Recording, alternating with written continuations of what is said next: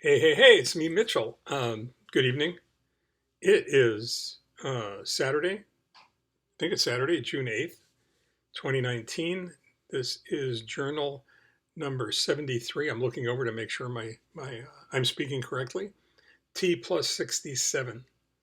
T plus 67, 33 more days till T100. Um, you learn a lot of different things when you hang out at a hospital, as much as I've been hanging out at a hospital lately. Um, So I'd like to share one of the things I just learned. Um, you know when your stomach rumbles, makes weird noises. Do you know they have a name for that? And the name for that actually kind of sounds like the noises your stomach makes. It's called borborygmus. Borborygmus. I keep adding an extra vowel in there to make it borborygmus, but it's not that. It's GMUS. Um, it's not terribly important, but I thought I'd share that anyway because it cracks me up.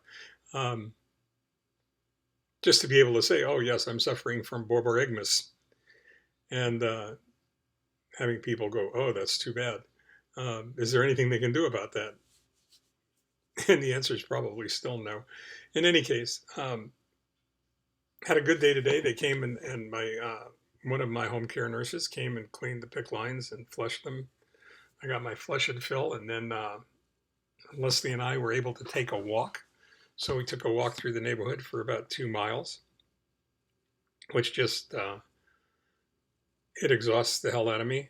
Um, but I gutted out and managed to do it. And when you're walking, well, let me go back prior to walking. Everybody handles stress differently, whether it's positive stress or negative stress. And yes, there is positive stress, and it's just as dangerous in some cases as negative stress. It's just not as self-defeating uh, or defeating, depending on the source. But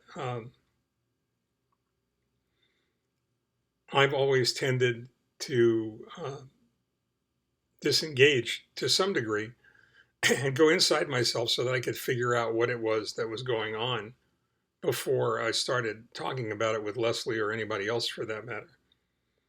In other words, I had to get my head wrapped around it before I could go any further than that.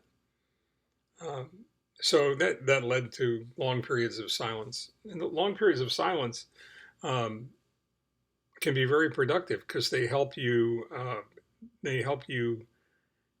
focus on all kinds of different things that your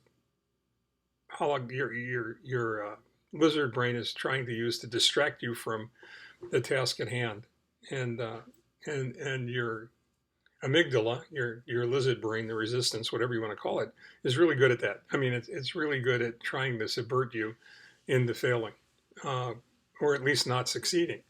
So anything it can throw in front of you that's going to go ahead and deter you from focusing on what you need to focus on, um, it looks upon as being extremely useful. Um, in the time that I've been recently uh, dedicating to thinking about different things, one of the things I thought about was managing expectations. I think this is probably one of the most underrated, under discussed, under shared, under taught um, elements of success in life or in business or in anything else for that matter. And I'll tell you why. And there are a number of reasons why I think. Um, First of all, managing expectations requires a high level of consciousness and a high level of um, awareness in order to do that.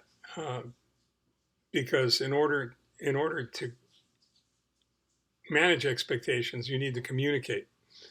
If they're your expectations, you need to communicate with others. If they're others, the expectations of others, you need to communicate. No matter what you do, you need to communicate. And you need to communicate articulately and creatively and effectively. And there's not a lot of that going on not a lot of it going on in politics. There's not a lot of it going on in the schools. Uh, it's just not being taught, and I think it's very dangerous and it's self-defeating. One of the great reasons I feel people tend to abandon their dreams is because they get frustrated. They get frustrated because their expectations are not realistic. They're not reasonable. Um, whether it be for work or career, or whether it's in personal relationships, um, whether it's raising children or children communicating with parents. I just don't think it happens well, nor do I feel it happens often enough. And I think the way that this starts out is by recognizing what those expectations are. And that goes back to what we talked about yesterday, really, with defining success, defining your goals and objectives. And a part of that, I think, has to be, if it's not numeral one, Roman numeral one, then it has to be, subcategory A. And that's understanding and managing expectations. But that's what today's walk was about. While I was not contributing the conversation, I was deeply lost in the process of trying to get my own head around how you would teach that, how you would go ahead and share that information, that knowledge with somebody else. Um, and it occurred to me that either someone else would have to communicate to you very clearly um, and with a great deal of specificity what it would be reasonable to expect, or they would have to communicate with you the fact that what you have decided on your own may or may not be reasonable. Now, I'm not a big fan of letting somebody else determine what your future should look like, um, or what your limitations should be. You probably figured that out by now. Those of you who've been listening for a while, I think the biggest problem that we have is that we limit ourselves. The next biggest problem we have is that we listen um, too much to those people who tell us we can't succeed, which makes it easier for us to listen to that still small voice that's whispering in your ear, the amygdala, the lizard brain resistance, telling you that you can't do this, that it's not realistic, that you don't have the skill, the ability, the talent, the time, the money, whatever. You've probably been through that as many times as I have, and probably recognize those elements as clearly as I do. But I think the first step in managing expectations is understanding what those expectations are and who they belong to. Are they your expectations, and are they reasonable or unreasonable? Are they somebody else's expectations, and are they reasonable or unreasonable? Can you write them out? Can you identify the steps involved in achieving those expectations, realizing those expectations? And the question is that the answer is going to be different for everyone. I don't think, because we've all been raised differently, because we've all been raised by different parents. And I believe that that's effectively true in parents, regardless of multiple children being raised in a home with the same mother and the same father. My theory is that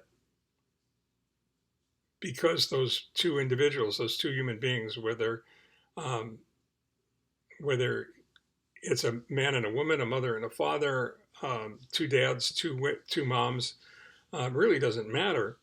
Um, you're in a different place financially, you're in a different place psychologically, you're in a different place emotionally, and consequently, your children will be raised by different individuals, because they will in fact be different. You will in fact be different.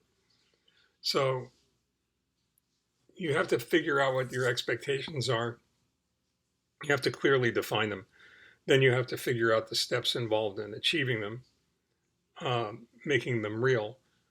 or what you have to do to influence others in order to make them real. That was a lesson that I learned at the shop. Unfortunately, it took me far too long to learn it. But I realized from the very beginning, once I did realize it, that if you control the narrative, the dialogue, if you institute the dialogue and explain what reasonable expectations are, and to some degree that means under promising and over delivering, then you're going to be a lot more successful with your client base than if you go ahead and allow them to figure out what their expectations are, because their expectations are that it's going to cost less, take less time, and be a more effective repair than anything that you could say. So it's something that I think is really important, and it's something that I think we'll probably revisit again because I'm not quite there yet. And as I work through it, probably sleeplessly this evening, um, maybe you could think about it too and share with me what your thoughts are on managing expectations. Until then, stay well, take care. Talk to you tomorrow. Bye bye.